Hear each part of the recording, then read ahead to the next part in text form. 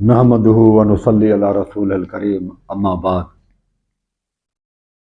اعوذ باللہ السمیع العلیم من الشیطان الرجیم من ہمزہ ونفخہ ونفثہ یا ایہا الرسول بلغ ما انزل الیک من ربک وإن لم تفعل فما بلغت رسالتہ واللہ یعصمک من الناس ان اللہ لا یہدی القوم الکافرین۔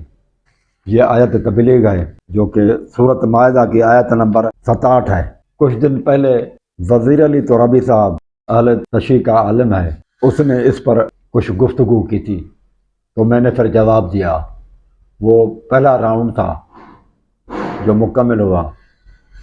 آج یہ پھر انہوں نے جب جواب دیا تو میں نے بھی مناسب سمجھا کہ ان کے جواب میں، ترابی صاحب کے جواب میں کافی غلطیاں تھیں، تو میں نے سوچا کہ ان کی غلطیاں ان کو بتا دی جائیں اور لوگوں کو بھی بتا دیا جائے تاکہ وہ دیکھیں، تحقیقات کریں اور کمپیئر کریں، موازنہ کریں، ان کی باتیں بھی دیکھیں اور میری باتیں بھی سنیں، ان کی بھی سنیں، تاکہ ان کو موازنہ کرنے میں آسانی ہو، سمجھنے میں آسانی ہو کہ وہ کس طرح کے دلیل دے رہے ہیں اور میں کس طرح کے دلائل دے رہا ہوں۔ تو بھائیو ساتھیو، اس آیت کے اندر اللہ تبارک و تعالیٰ قرآن مجید میں فرماتا ہے یا ایھا الرسول، اے رسول، بلغ پہنچا دے ما انزل الیک من ربک، جو رب کی طرف سے تیرے اوپر نازل ہوا ہے اس کو پہنچا دے۔ ایکچولی یہ قرآن مجید ہی ہے کہ قرآن مجید کے احکامات وغیرہ سب کے سب پہنچا دے۔ توحید، اور اس میں سب سے زیادہ جو ہے نا وزن والی چیز توحید ہے۔ وَإِن لَمْ تَفْعَلْ، اگر آپ نے نہیں پہنچایا، فَمَا بَلَّغْتَ رِسَالَتَهُ، تو آپ نے رسالت کا حق ادا نہیں کیا۔ وَاللَّهُ يَعْصِمُكَ مِنَ النَّاسِ، لوگوں کے مقابلے میں اللہ تعالیٰ آپ کی حفاظت کرے گا۔ إِنَّ اللَّهَ لَا يَهْدِي الْقَوْمَ الْكَافِرِينَ، بے شک اللہ تبارک و تعالیٰ کافر قوم کو ہدایت نہیں دیتا۔ یہ آیت ہے پوری مکمل طور پر۔ اس میں وزیر اعلیٰ صاحب جو ہے نا وہ یہ کہتے ہیں کہ یہ آیت، اس میں جو کہا گیا ہے کہ پہنچا دے، تو یہ علی رضی اللہ تعالیٰ عنہ کے بارے میں ہے کہ ان کے بارے میں آپ جو کچھ نازل ہوا ہے خلافت کے بارے میں وہ پہنچا دیں۔ اگر آپ نے خلافت کے بارے میں نہیں پہنچایا، علی کی خلافت کے بارے میں لوگوں کو آگاہی نہیں دی، تو آپ نے گویا کہ رسالت کا حق ادا نہیں کیا۔ لوگوں سے ڈرنے کی ضرورت نہیں ہے، ان کے مقابلے میں اللہ آپ کے لیے کافی ہے، اللہ تعالیٰ آپ کا محافظ ہے۔ لیکن کافر قوم کو اللہ ہدایت نہیں دیتا۔ تو وزیر علی صاحب نے کہا کہ بھلے شیعہ بھائیوں کا یہ عقیدہ ہے کہ یہ آیت رسول اللہ صلی اللہ علیہ وسلم کے اوپر اتری کہ علی کی خلافت کے بارے میں، ایسا نہیں ہے۔ یہ ہے ما انزل الیک من ربک، جو کچھ بھی نازل ہوا ہے، صرف ایک چیز نہیں کہ وہ پہنچا دو، اور بھی چیزیں جو بھی آپ کے اوپر نازل ہوتی، خصوصاً توحید کے بارے میں۔ تو رسول اللہ صلی اللہ علیہ وسلم کو خدشہ ہوا، تھوڑی سی گھبراہٹ ہوئی کہ اگر میں یہ پیش کروں گا تو لوگ تو ناراض ہو جائیں گے۔ تو اللہ تبارک تعالیٰ نے فرمایا، رسول اللہ صلی اللہ علیہ وسلم کو جان رہے تھے کہ رسول اللہ صلی اللہ علیہ وسلم تھوڑے سے پریشان ہو رہے ہیں، تو اللہ تعالیٰ نے کہا واللہ یعصمک من الناس، لوگوں سے گھبرانے کی کوئی ضرورت نہیں، اللہ حفاظت کرے گا۔ اب من الناس، یہ کون سے انسان ہیں جن سے رسول اللہ صلی اللہ علیہ وسلم سمجھ رہے تھے کہ وہ اور مجھے تکلیفیں دیں گے؟ تو اللہ تعالیٰ نے اگلی آیت میں واضح کر دیا کہ ان اللہ لا یہدی القوم الکافرین، کافر قوم کو اللہ ہدایت نہیں دے گا۔ یہاں پر کافر قوم سے ڈر تھا رسول اللہ صلی اللہ علیہ وسلم کو، کیوں؟ اور یہ ہے بھی حقیقت کہ جنگیں کنہوں نے کی؟ بدر، احد، خندق، خیبر میں کون سے مد مقابل، کن سے آپ صلی اللہ علیہ وسلم کا مقابلہ تھا؟ پھر زہر وغیرہ اور جادو وغیرہ کون کر رہے تھے؟ سارے کفار ہی کر رہے تھے، جنگیں بھی انہوں نے کی۔ اس لیے رسول اللہ صلی اللہ علیہ وسلم کو کہا گا کافر ہو، اللہ ان کو ہدایت نہیں دے گا۔ تو یہ مسئلہ یہ ہے کہ رسول اللہ صلی اللہ علیہ وسلم جو ڈر تھا، آپ کا جو خدشہ تھا کہ لڑیں گے، اگر میں نے کوئی چیز ان کے پیش کر دی تو وہ کافروں سے تھا، اور وہ خدشہ آپ کا صحیح بھی ہوا کہ وہ آپ کے اوپر لڑائیاں کرنے کے لیے تیار ہو گئے، لڑائیاں کرتے رہے، تو یہ خدشہ آپ کا جو تھا وہ صحیح بھی تھا۔ لیکن اگر ہم اس کو کہیں کہ نہیں، وہ صحابہ کرام سے تھا جو رسول اللہ صلی اللہ علیہ وسلم کی جماعت میں تھے، ان کی جماعت سے آپ کو خطرہ تھا، اپنی جماعت سے، کہ اگر علی کی خلافت کا اعلان کر دوں گا تو یہ بہت سارے لوگ ناراض ہو جائیں گے اور لڑیں گے، تو وہ تو ہوا ہی نہیں، کیونکہ رسول اللہ صلی اللہ علیہ وسلم سے کسی بھی صحابی نے، ابو بکر عمر نے کبھی بھی کوئی لڑائی نہیں کی، کبھی بھی کوئی بدتمیزی نہیں کی۔ آپ صلی اللہ علیہ وسلم ان کو تو جنگوں میں ساتھ لے جاتے تھے، آپ تو منافقین کو پہچانتے تھے، اللہ تعالیٰ نے تو آپ کو علم دیا تھا، تو کیا رسول اللہ جب جانتے بوجھتے ان کو لے گیا؟ رسول اللہ صلی اللہ علیہ وسلم جنگ تبوک میں بھی ابو بکر عمر کو نہیں چھوڑا، علی رضی اللہ عنہ کو چھوڑ کے گئے۔ لوگ تو کہتے ہیں نا لا فتح الا علی، علی کے بغیر فتح نہیں ہوتی، تو اس جنگ تبوک میں کیا علی رضی اللہ تعالیٰ عنہ تو نہیں ہے، تو وہ فتح نہیں ہوئی؟ لا فتح الا علی، علی کے بغیر فتح نہیں ہو سکتی، تو یہ بھی چیز ثابت ہوئی، غلط ثابت ہوئی۔ کیا فارس وغیرہ ایران کو فتح کیا علی رضی اللہ عنہ تھے؟ نہیں۔ کیا روم کو فتح کیا تو وہ نہیں ہوا؟ عیسائیوں کی حکومت، عیسائیوں کو شکست دی حضرت عمر فاروق کے دور میں، انہوں نے کمانڈر بھیجے، فتوحاتیں کی، لیکن علی رضی اللہ عنہ تو ساتھ نہیں تھا، تو پھر بھی فتوحات ہوئی ہیں۔ بعد میں امیر معاویہ نے جنگیں کی اور فتوحات ملی، تو علی رضی اللہ تعالیٰ عنہ تو نہیں تھا، لہذا یہ ثابت ہوا کہ لا فتح الا علی غلط ہے، یہ جو ہے نا غلو ہے، یہ غلط باتیں ہیں، اور یہ رسول اللہ صلی اللہ علیہ وسلم کے زمانے میں بھی علی نہیں ہے، اور جنگ تبوک کو فتح کیا گیا، ابو بکر علی تھے۔ یہ بھی عجیب معاملہ، لوگ کہتے ہیں علی کے بنا فتح نہیں ہو سکتی، علی کے بنا فتح اگر نہیں ہو سکتی تو رسول اللہ جو شخص جس کے بغیر فتح نہیں ہو سکتی اس کو تو بٹھا کے جا رہے ہیں، اور وہ جو شخص جن کو شیعہ بھائی کہتے ہیں وہ منافق تھے، منافقین کو لے کے جا رہے ہیں جو فتح نہ کر سکے اور بھاگنے والے ہوں۔ یہ بھی عجیب معاملہ ہے، دنیا میں آج تک کسی کمانڈر نے ایسا نہیں کیا کہ جو جنگوں سے بھاگنے والے ہوں ان کو لے جائے، اور جو جنگ میں فتح کرنے والا ہو بھاگے نہیں اس کو گھر میں بٹھا کے جائے، کوئی بھی ایسا نہیں کرتا۔ معلوم یہ ہوا کہ وہ بھی بھاگنے والے نہیں تھے، اس لیے اللہ کے رسول ان کو بھی ساتھ نہیں جاتے تھے، وہ بھی بہادری تھے، تو یہ بھی بات غلط ہو گئی۔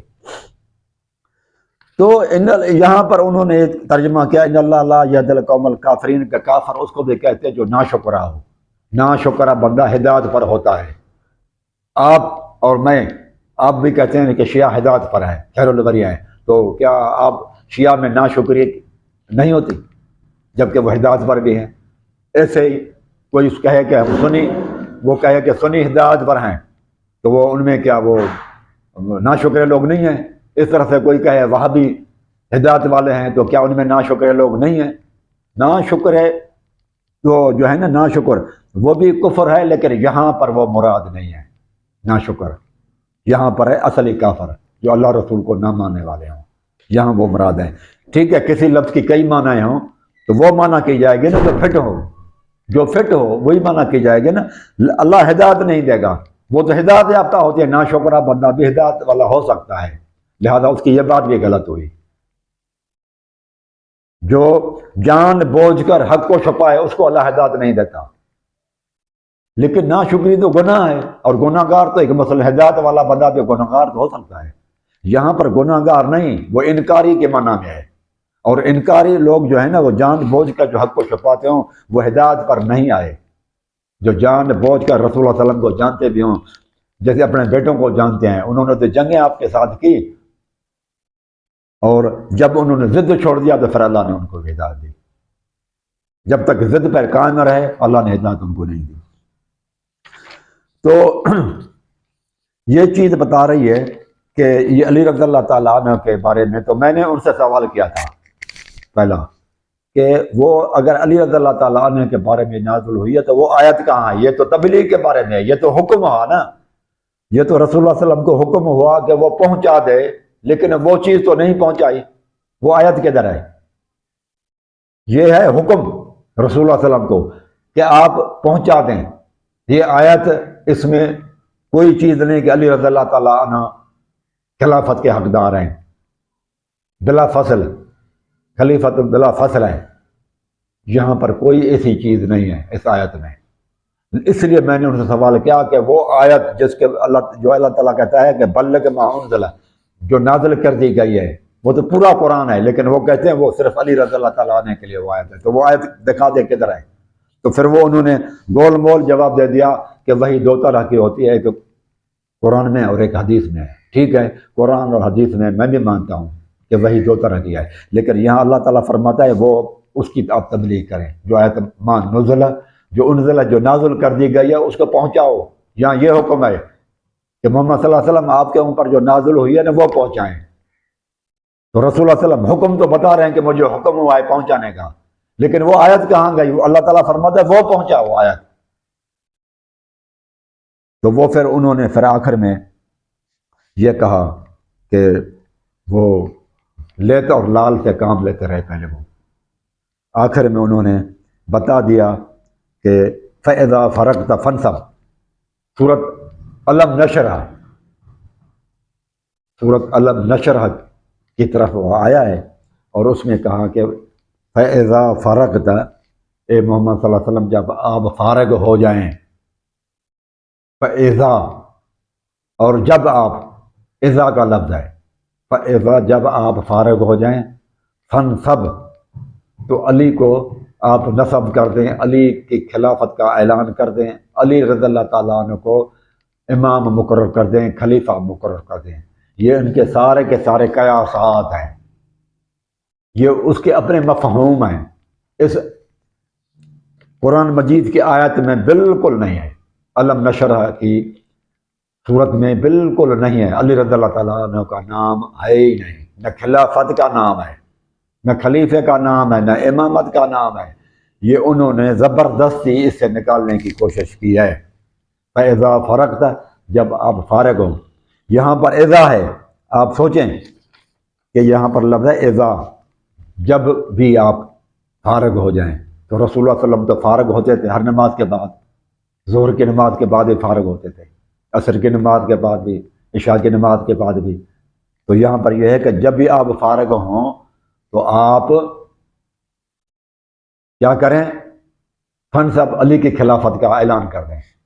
تو رسول اللہ صلی اللہ علیہ وسلم تو نہیں کرتے تھے، سر چلو صبح کو دن کے ٹائم میں رسول اللہ صلی اللہ علیہ وسلم تبلیغ کرتے تھے، اور رات کے ٹائم کو آپ سر فارغ ہو جاتے تھے۔ تو رسول اللہ صلی اللہ علیہ وسلم نے یہ بھی نہیں کیا۔ یہ تو آیت بتا رہی ہے کہ جب بھی آپ فارغ ہوں تو اعلان کر دیں، یعنی کہ روزانہ رسول اللہ صلی اللہ علیہ وسلم اگر فارغ ہو جائیں تو روزانہ آپ کو اعلان کرنا ہے۔ لہذا یہ بات غلط ہو گئی اذا لفظ سے بھی۔ اور فنصب، علی کے بارے میں یہ نصب لفظ کی کہیں بھی معنی، جتنی بھی ڈکشنریاں ہیں، جتنے بھی ڈکشنریاں ہیں عربی کے، آپ اٹھا کے دیکھیں، فنصب لفظ کی معنی یہ نہیں ہے جو وہ کہتے ہیں کہ جو ہے نا وہ علی کی خلافت کا اعلان کر دینا، علی کو جو ہے نا مقرر کر دینا، کہیں بھی نہیں ہے۔ نصب، فنصب کہتے ہیں جو ہے نا وہ تھکاوٹ کو، کہ آپ اتنی محنت کریں تھکاوٹ ہو جائے آپ کو، محنت کریں آپ، محنت کے معنی ہے، تھکاوٹ کے معنی میں آیا ہے۔ فَإِذَا فَرَغْتَ فَانْصَبْ، جب آپ یعنی کہ نماز وغیرہ سے فارغ ہو جائیں، تبلیغ سے دن کے ٹائم میں فارغ ہو جائیں، تو کیا کریں؟ فارغ ہونے کے بعد فنصب، آپ محنت کریں، عبادت میں محنت کریں۔ اگر نماز پڑھ رہے ہیں تو اس کے بعد پھر کیا کریں؟ دعا میں شامل ہو جائیں، یہ بھی فنصب ہے۔ نماز پڑھ رہے ہیں تو اس کے بعد دعا کریں۔ یہ تفسیر صافی میں جو ہے نا یہ جلد میں اس نے بھی یہی معنی کیا ہے، جب آپ نماز سے فارغ ہو جائیں تو دعا میں مصروف رہو، جلد 5ویں ہے اور صفحہ نمبر 340 ہے۔ شیعہ تفسیر بھی یہی کہہ رہا ہے، لیکن وہ تفسیر جو کہہ رہا ہے اس کے بعد آپ دیکھیں کہ دن کے کام سے فارغ ہو جائیں، یہ بھی معنی بھی ہو سکتی ہے کہ تبلیغ سے دن کے کام آپ تبلیغ کرنے جاتے ہیں، جب فارغ ہو جائیں تو پھر فنصب، تو محنت کریں، یعنی کہ تہجد پڑھیں۔ یہ بھی قرآن مجید کی آیت ہے، وَمِنَ اللَّيْلِ فَتَہجد بِهِ نافلۃ لَکَ، رات کا وقت ہو تو محمد صلی اللہ علیہ وسلم آپ تہجد پڑھا کریں۔ تو یہ اس طرح بھی اشارہ جا سکتا ہے کہ تہجد کی نماز دن کے اوقات میں آپ مصروف رہتے ہیں تبلیغ وغیرہ میں، اور پھر اللہ تبارک و تعالیٰ کی طرف تہجد میں آپ مصروف رہیں، نمازیں وغیرہ پڑھیں۔ اور رسول اللہ صلی اللہ علیہ وسلم مشقت اور محنت کرتے تھے کہ تھکاوٹ ہو جاتی تھی آپ کو۔ تو یہ تفسیر صافی سے بھی میں نے ثابت کیا، اور یہ جو ہے نا یہ قرآن مجید کے آیت میں بھی اور لغت کے حساب سے بھی یہ ثابت ہو گیا کہ کہیں بھی لغت میں یہ معنی نہیں ہے کہ علی کے خلافت کا آپ اعلان کر دیں۔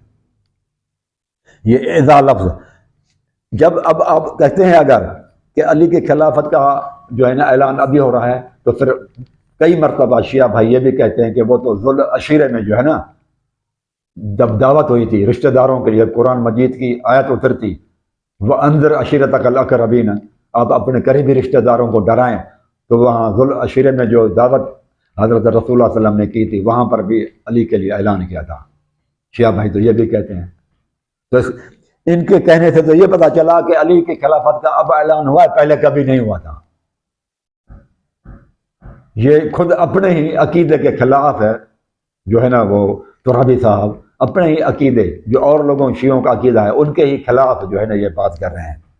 آپ دیکھیں اذا کے معنی ہے روزانہ، یعنی کہ جب کبھی، اور روزانہ رسول اللہ صلی اللہ علیہ وسلم عبادت کرتے تھے، تبلیغ سے فارغ ہو جاتے تھے تو عبادت روزانہ کرتے تھے، لیکن تبلیغ سے فارغ ہونے کے بعد، نماز سے فارغ ہونے کے بعد تو علی رضی اللہ تعالیٰ عنہ کے لیے رسول اللہ نے کبھی نہیں کہا کہ علی بلا فصل خلیفہ ہیں۔ جھگڑا خلافت پر نہیں ہے میرے بھائی، آپ کو ثبوت دینا پڑے گا کہ بلا فصل خلیفہ اول بنیں گے، اس کے لیے دلیل کوئی نہیں ہے کہ اول خلیفہ، وہ جو آپ نے پوری تقریر کی اس میں بھی صرف خلیفے کی طرف آپ آئے ہیں، بلا فصل خلیفے کا کوئی نام ہی نشان نہیں ہے۔ جھگڑا سنی شیعہ کے درمیان میں خلافت پر نہیں ہے، خلافت بلا فصل پر ہے، خلافت اول کا اوپر ہے کہ پہلا خلیفہ، وہ آپ نے کوئی دلیل اس کا نہیں دیا۔ مولا لفظ کی معنی میں بھی یہ چیز نہیں ہے کہ پہلا خلیفہ، ثابت کریں۔ آپ نے 20 معنی بتائیں، ان میں ایک جگہ پر بھی بلا فصل خلیفہ کا نام نہیں ہے کہ خلیفہ اول علی ہوگا۔ 20 معنی آپ نے بتائیں، ان میں آپ نے ایک دفعہ بھی نہیں، آپ نے اپنا عقیدہ میں نہیں پتا ثابت کر سکے۔ آپ کا عقیدہ ہے بلا فصل خلیفہ، وخلیفتہ بلا فصل، پہلا خلیفہ یا اول خلیفہ وہ ہے ہی نہیں، ثابت ہی نہیں کر سکے آپ۔ جھگڑا میرا آپ کے ساتھ خلافت پر نہیں ہے، علی خلیفہ ہے ہم چوتھا مانتے ہیں، آپ کا ہے کہ نہیں پہلا خلیفہ ہے، اور پہلے کے اوپر آپ کو دلیل دینا چاہیے جو کہ آپ بالکل دلیل نہ دے سکے۔ علی رضی اللہ تعالیٰ نے کہ خلافت کا اعلان کافروں میں تو نہیں ہوتا، واللہ لا یہدی القوم الکافرین، یہ جو صورت ہے اللہ کے رسول پہنچا دے، تو علی کی خلافت کیسے پہنچائیں گے آپ کافروں کو؟ کافروں کو تو پہلے ایمان پر لانا پڑے گا، لہذا علی کی خلافت کے بارے میں یہ ہو ہی نہیں سکتا، کیونکہ آخری الفاظ بتا رہے ہیں کہ واللہ لا یہدی القوم الکافرین، کافروں کو اللہ ہدایت نہیں دیتا، جس کا مطلب کہ علی کی خلافت نہیں ہے۔ یہ آیت جوڑ ہی نہیں کھاتی، علی کی خلافت اور کافروں کو منوائی جا رہی ہے، ان کو بتائی جا رہی ہے، نہیں، وہ تو صرف اسلام لانے والوں کو بتائی جائے گی۔ یہاں لفظ ہے کافروں کا، تو یہ جوڑی نہیں کھاتی آیت، لہذا آپ کا سارا جو مفہوم ہے اس آیت کا لیا گیا ہے وہ سارا کا سارا غلط ہے۔ آپ بچانے کی کوشش کرتے ہیں کہ نا شکرے، تاکہ وہ مسلمان ہوں گے تو نا شکرے، لیکن یہاں پر ہے کہ اللہ ہدایت نہیں دیتا، ہدایت کافروں کو نہیں دیتا، نا شکرے لوگ ہدایت پر ہوتے ہیں۔ یہ بھی آپ کا دلیل ختم ہو گیا یہاں پر کہ نا شکری والے آپ کفر نہیں ہے، یہاں ایمان نہ لانے والا کفر ہے، یہ بھی آپ کی بات یہاں پر ختم ہو رہی ہے۔ پھر آپ نے یہ بھی کہا کہ مولا کے لفظ کی معنی، آپ آئے ہیں مولا لفظ کے معنی کہ سردار ہے، آقا ہے، حکمران ہے، یہ آپ معنی لیتے ہیں حکمران۔ تو اس کو بھی میں انشاءاللہ آپ کو بتا رہا ہوں میرے بھائی ترابی صاحب کہ دو حکمران، من کنت مولا فہذا علی مولا، جس کا میں مولا ہوں، آپ کا ترجمہ ہے جس کا میں مولا ہوں اس کا علی مولا ہے، یعنی جس کا میں حکمران ہوں۔ رسول اللہ صلی اللہ علیہ وسلم تو لیڈرشپ کی 1.25 لاکھ نبیوں کی بیت المقدس میں، تو اس کا جب یہ مطلب نکلے گا کہ علی رضی اللہ تعالیٰ عنہ بھی سارے نبیوں سے افضل ہیں، جبکہ علی رضی اللہ تعالیٰ عنہ آپ کے بقول ابراہیم علیہ السلام امام الناس ہیں، انی جاعلک للناس اماما، ابراہیم علیہ السلام تمام دنیا کے انسانوں کے امام ہیں، اور آپ کا کلمے میں ہے اور اذان میں کہتے ہیں امام المتقین۔ علی رضی اللہ تعالیٰ عنہ تو صرف متقیوں کا امام ہے، اور وہ تو امام الناس ہیں ابراہیم علیہ السلام، تو ابراہیم علیہ السلام سے کیسے وہ بڑھ گئے؟ یہ نہیں ہو سکتا، یہ ہو ہی نہیں سکتا کہ وہ ان سے بڑھ جائیں، نبیوں سے افضل ہو کوئی امتی۔ رسول اللہ صلی اللہ علیہ وسلم کا علی رضی اللہ امتی ہیں اور نبیوں سے افضل نہیں ہو سکتے۔ یہ ایک اور ٹاپک ہے، اس پر بھی انشاءاللہ ہم بولیں گے۔ تو حکمران اگر مانا کریں گے تو یہ آ جائے گی کہ دو حکمران تو ہوتے ہی نہیں ہیں۔ اگر علی رضی اللہ تعالیٰ عنہ کے حکمران تھے تو رسول اللہ صلی اللہ علیہ وسلم، یہ آپ کا عقیدہ ہے، یہ آپ کی سوچ ہے، یہ آپ کا فہم ہے، لیکن اب ہم دیکھتے ہیں کہ رسول اللہ صلی اللہ علیہ وسلم کا فہم کیا تھا۔ وہ جو حدیث پڑھ رہا تھا اور قرآن مجید جس پر اترا ہے اور احادیث یہ وحی جس پر اترا ہے، ہم اس کو بھی تو دیکھیں نا۔ وہ آخری ایام ہے، علی رضی اللہ تعالیٰ عنہ کو اگر وہ حاکم سمجھتے تو رسول اللہ صلی اللہ علیہ وسلم نے اس کو امامت کے لیے کیوں نہیں کھڑا کیا؟ آخری ایام ہے، 3 دن رسول اللہ صلی اللہ علیہ وسلم تکلیف میں ہیں، ابو بکر نماز پڑھاتے رہے، اس کو حکم دیا۔ علی رضی اللہ تعالیٰ عنہ کو تو حکم رسول اللہ صلی اللہ علیہ وسلم نے ایک نماز پڑھانے کا بھی نہیں دیا۔ اگر حاکم ہے، حق علی کا تھا، تو آپ رسول اللہ صلی اللہ علیہ وسلم کو کیا کہیں گے کہ رسول اللہ صلی اللہ علیہ وسلم نے حقدار کو حق نہیں دیا اور ایک جو اہل نہیں تھا حق کا اس کو حق دے دیا؟ تو یہ رسول اللہ صلی اللہ علیہ وسلم پر آپ کی بدگمانی جائے گی کہ رسول اللہ صلی اللہ علیہ وسلم نے فیصلہ صحیح نہیں کیا، استغفر اللہ معاذ اللہ، کہ رسول اللہ صلی اللہ علیہ وسلم نے غلط فیصلہ کیا ہے۔ یہ بات بھی آپ کی غلط جا رہی ہے۔ پھر دیکھتے ہیں اس وقت علی رضی اللہ تعالیٰ عنہ بھی تھا کہ مولا کے معنی حکمران ہے، تو اگر علی رضی اللہ تعالیٰ عنہ حکمران ہے تو علی رضی اللہ تعالیٰ عنہ کو جب حکمران بنانے کے لیے کہا گیا تو یہ نہج البلاغہ میں ہے یہ، تو علی رضی اللہ تعالیٰ عنہ سے انکار کرتے ہیں، کہتے ہیں وَأَنَا لَكُمْ وَزِيرًا خَيْرٌ لَكُمْ مِنِّي أَمِيرًا، خطبہ نمبر 90 نہج البلاغہ میں علی رضی اللہ عنہ فرماتے ہیں مجھے وزیر بناؤ، میرا وزیر بننا تمہارے لیے بہتر ہے بنسبت میرا امیر حاکم بننے سے۔ اگر وہ اللہ کی طرف سے خلیفہ تھے جیسے آپ کا دعویٰ ہے، رب کی طرف سے اللہ تعالیٰ کا جو انعام ہے، اللہ تعالیٰ کی طرف سے جو ذمہ داری ہے اس کا تو علی رضی اللہ تعالیٰ انکار کر رہے ہیں۔ آپ کے عقیدے کو لیں تو علی رضی اللہ تعالیٰ نے گناہ گار ٹھہرتے ہیں کہ اللہ کی طرف سے گفٹ ہے، اللہ کی طرف سے انعام مل رہا ہے، علی رضی اللہ عنہ ٹھکرا رہے ہیں۔ تبوک کے اندر علی بھی اگر حکمران تھا رسول اللہ صلی اللہ علیہ وسلم کی طرح تو رسول اللہ صلی اللہ علیہ وسلم تو لے کر نہیں جاتے علی کو، بلکہ علی سے تو مشورہ کرنا چاہیے تھا۔ علی رضی اللہ ناراض بھی رہے، مجھے آپ بچوں میں عورتوں میں چھوڑ کر جا رہے ہیں اے اللہ کے رسول، پھر بھی رسول اللہ صلی اللہ علیہ وسلم ان کو لے کر نہیں گئے۔ تو رسول اللہ صلی اللہ علیہ وسلم تو اس کو حکمران ہی نہیں سمجھتے تھے، وہ تو اپنے امتی سمجھتے تھے، اپنے خادم سمجھتے تھے، اپنا امتی سمجھتے تھے۔ تو یہ کیسی بات ہے آپ کی؟ تو دو حکمران ایک ہی وقت میں نہیں ہوتے۔ ایک گاڑی ہو اللہ کے بندو اور 2 اسٹیئرنگ ہوں، 2 ڈرائیور ہوں، وہ چلے گی؟ کہیں پر ایکسیڈنٹ کریں گے، ایک کہے گا میں دائیں طرف مڑوں، ایک کہے گا میں بائیں طرف مڑوں۔ ایک ہی گاڑی کو 2 ڈرائیور کیسے چلائیں گے؟ اگر 2 اسٹیئرنگ ہوں تو دونوں لڑیں گے آپس میں ہی۔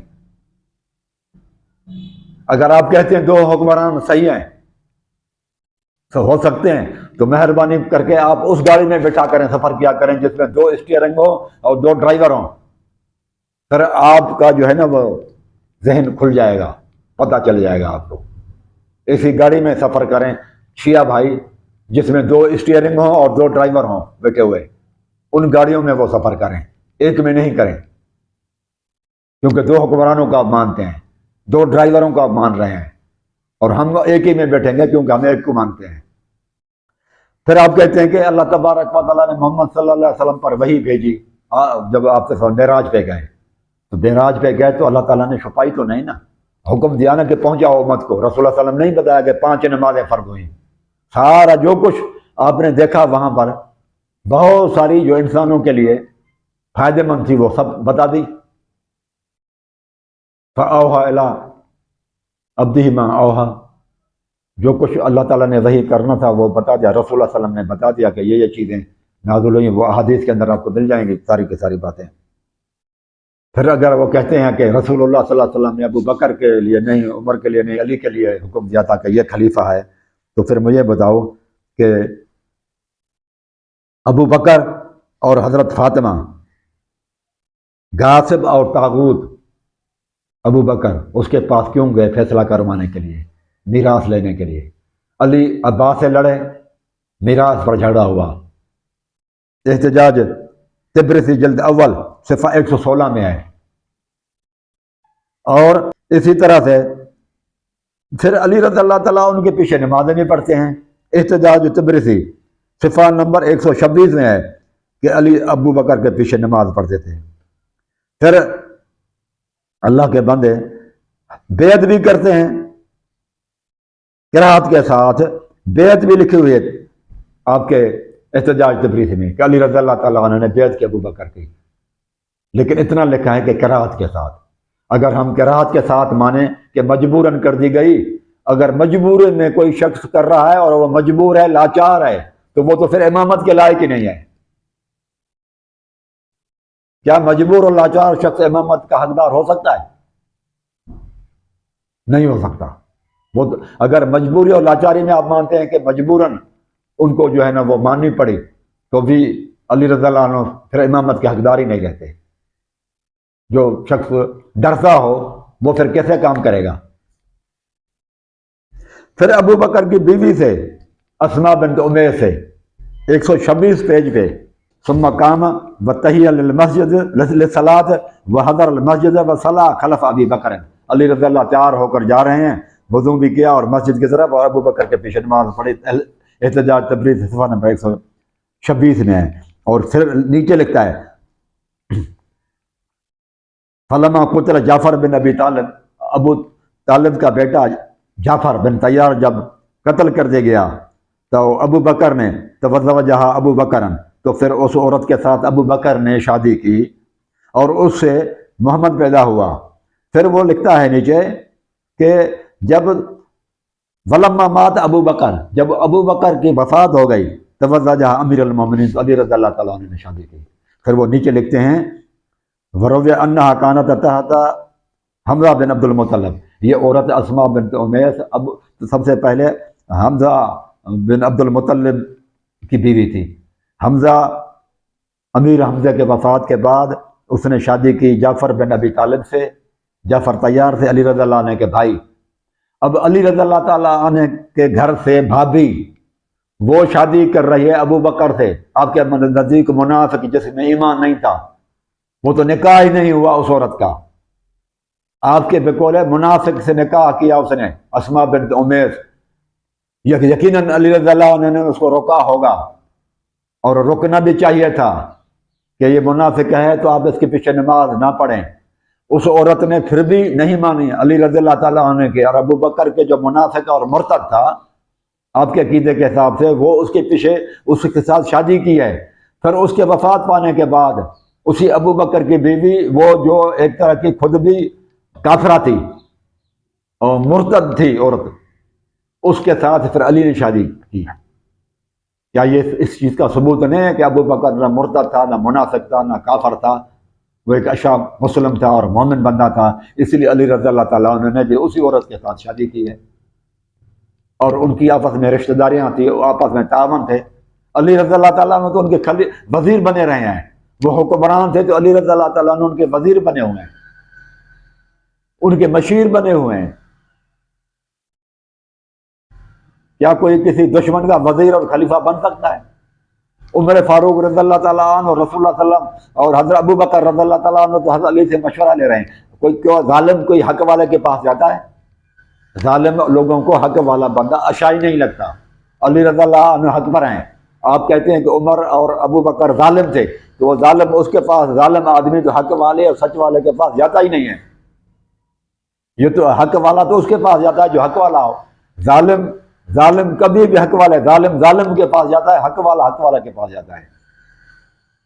یہ مشاورتیں وغیرہ تعریفیں یہ کیا مسئلہ ہیں؟ یہ ساری چیزیں بتا رہی ہیں کہ ابو بکر عمر اچھے آدمی تھے، منافق نہیں تھے، اس لیے ان کی زوجہ سے علی رضی اللہ تعالیٰ عنہ نے نکاح کیا اور بیعت بھی کی ہے، اور ان کے پیچھے نمازیں بھی پڑھتے رہے۔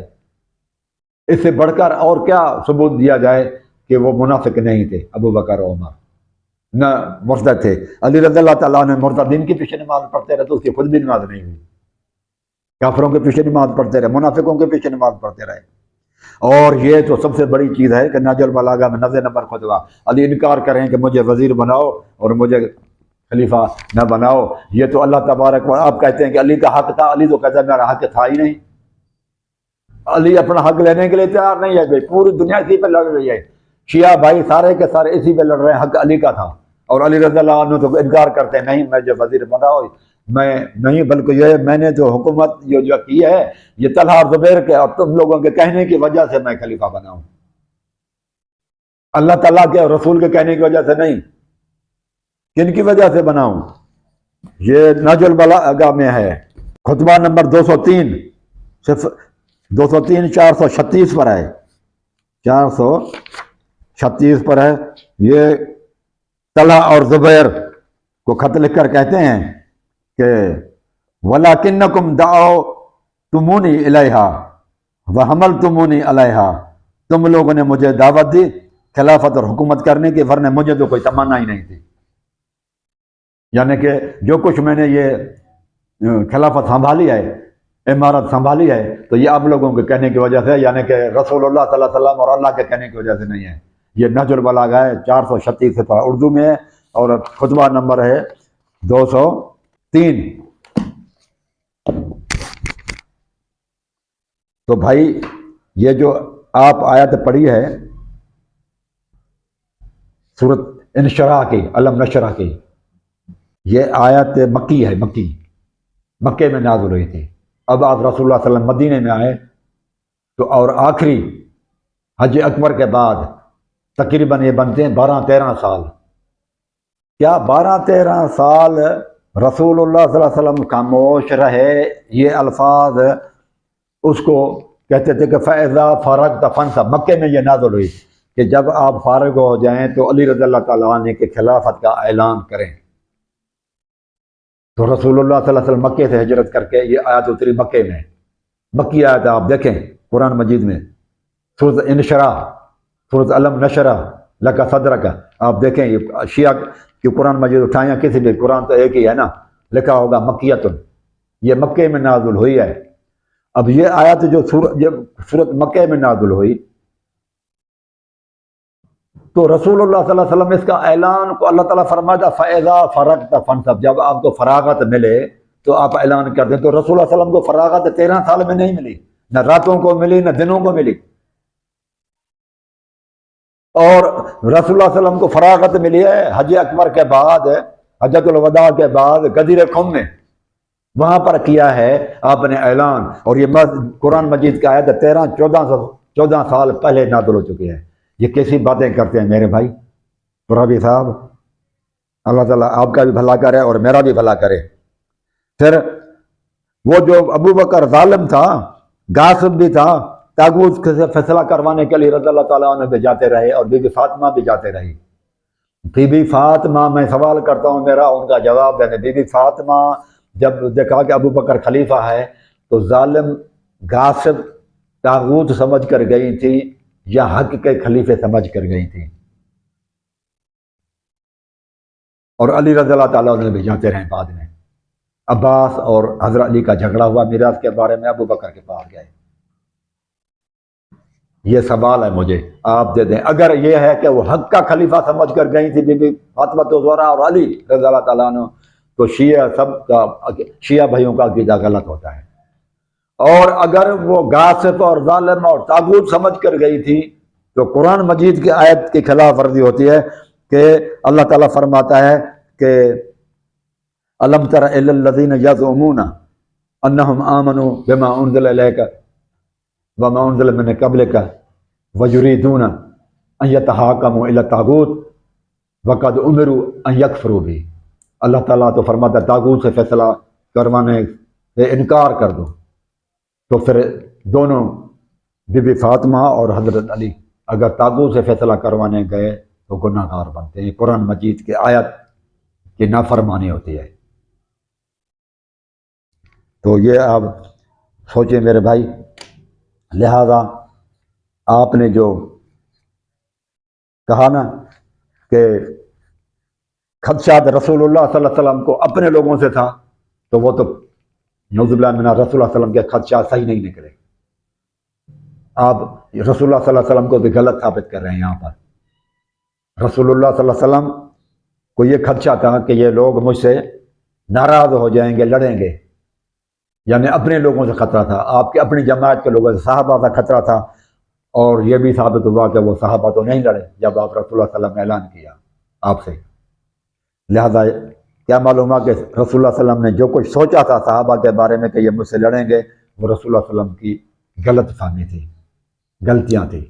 آپ کی بات کو مانیں گے تو رسول اللہ صلی اللہ علیہ وسلم غلط خدشات، رسول اللہ صلی اللہ علیہ وسلم کی سوچ غلط ثابت ہو رہی ہے۔ ہماری بات کو مانیں گے تو کفار سے خطرہ تھا، تو رسول اللہ صلی اللہ علیہ وسلم خدشات رکھتے کفار لڑیں گے، اور وہ لڑتے ہی رہے ہیں۔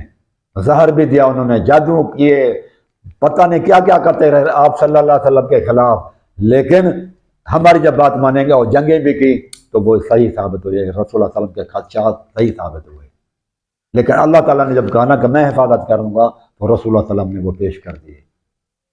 ہماری بات سے رسول اللہ صلی اللہ علیہ وسلم غلط ثابت نہیں ہوتے، آپ کی بات کو مانے تو رسول اللہ صلی اللہ علیہ وسلم غلط ثابت ہوتے ہیں۔ کیسا عقیدہ ہے؟ ایسی باتیں آپ کرتے ہیں جس میں رسول اللہ صلی اللہ علیہ وسلم غلط ثابت ہو رہے ہوں۔ اس طرح کا عقیدہ ہے میرے بھائی آپ کا۔ پھر یہ ہے کہ آپ کہتے ہیں کہ غدیر خم میں اتنا بہت ہی اعلیٰ اور اہم اعلان کہ اللہ تعالیٰ فرماتا ہے رسالت کا حق ادا نہیں کیا۔ آپ کی کتابوں میں تفسیر قمی اور صافی میں لکھا ہوا ہے کہ اللہ تبارک و تعالیٰ نے رسول اللہ صلی اللہ علیہ وسلم کو سخت الفاظ کہے کہ اگر آپ نہیں پہنچاتے تو آپ نے رسالت کا حق ادا نہیں کیا۔ اتنا بہت اور امپارٹنٹ اعلان اگر علی رضی اللہ تعالیٰ نے خلافت میں تھا تو اللہ کے بدلے میدان عرفات میں جہاں سب لوگ تھے وہاں کیوں نہیں ہوا؟ رسول اللہ صلی اللہ علیہ وسلم وہاں پر کر دیتے نا اہم اعلان، کیونکہ سارے کے سارے، کوئی کہتا ہے 1 لاکھ کا مجمع تھا، کوئی کہتا ہے 1.5 لاکھ کا مجمع تھا، وہاں سب موجود تھے۔ لیکن غدیر خم میں تو بہت سارے لوگ واپس چلے گئے، مکے والے بھی پیچھے رہ گئے، طائف والے، مختلف علاقے کے آنے جانے والے لوگ چلے گئے واپس، وہاں تو صرف عراق والے اور وہ رہ گئے مدینے والے، باقی لوگ تو نہیں تھے۔ تو یہ اتنا اہم اعلان، اتنی غیر اہم جگہ کا انتخاب، جگہ بالکل غیر اہم، اور آپ کے حساب سے انتہا اہم اعلان۔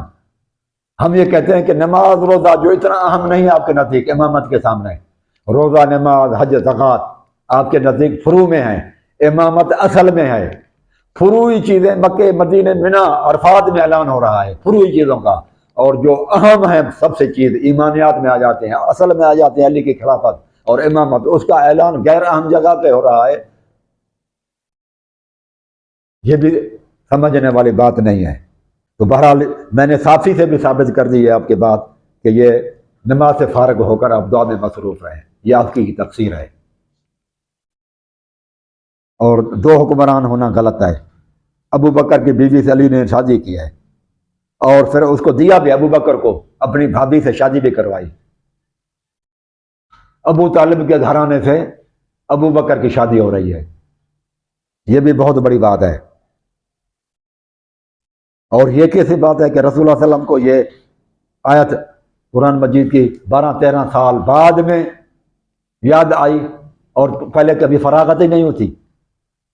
مکی صورت کو آپ فٹ کر رہے ہیں مدینے میں، رسول اللہ صلی اللہ علیہ وسلم کو فراغت 12-13 سال میں نہیں ملی، صرف حجۃ الوداع کے بعد ہی ملی ہے، تو یہ بھی بات غلط ہے۔ پھر حضرت علی کی نماز پڑھنا، ان کی بیعت بھی کرنا، یہ بہت بڑی دلیلیں ہیں کہ یہ علی کا حق نہیں تھا، ابو بکر کا حق تھا۔ یہ بھی سوچیں میرے بھائی کہ ابو بکر اور حضرت عمر اور ایک تیسرا صحابی ہے، کہاں جاتے ہیں؟ انصار کے پاس جاتے ہیں، انصار کے پاس جاتے ہیں، انصار کے محلے میں جاتے ہیں، ثقیفہ بنی سعدہ میں جاتے ہیں، 2-2.5 ہزار وہاں پر لوگ ہیں، اسلحہ ہے ان کے پاس، بارود بھی ان کے پاس ہے۔ ابو بکر ہاتھ خالی ہے۔ ابو بکر تیم قبیلے سے تعلق رکھتا ہے جو عرب کے اندر بہت ہی کمزور قبیلہ ہے، اور عمر وہ ادی قبیلے سے تعلق رکھتے ہیں۔ وہ بنو امیہ اور بنو ہاشم کے مقابلے کے لوگ نہیں ہیں۔ 2,500-3 ہزار مسلح افراد ان کے گھروں میں اسلحہ پڑا ہوا ہے، وہاں جاتے ہیں ہاتھ خالی، اور انہوں نے بیعت کر دی حق سمجھ کر یا ڈنڈے کے ساتھ ڈر کر۔ یہ بھی میرا سوال ہے کہ 2,000 کے قریب محلہ بھی ان کا، اور ابو بکر کا قبیلہ بھی کمزور، اور 3 صحابہ جا رہے ہیں ہاتھ خالی، 2-2.5 ہزار مسلح آدمی۔ انہوں نے جب بیعت کی ابو بکر کی ثقیفہ بنو سعدہ میں، تو مجھے یہ بتاؤ کہ ابو بکر کے خلافت کو حق سمجھ کر کیا یا ڈر کر آپ کی بیعت کی انہوں نے؟ اب یہ فیصلہ بھی سامعین پر میں چھوڑ دیتا ہوں کہ خود ہی فیصلہ کریں۔ اقول قولی ھذا استغفر اللہ۔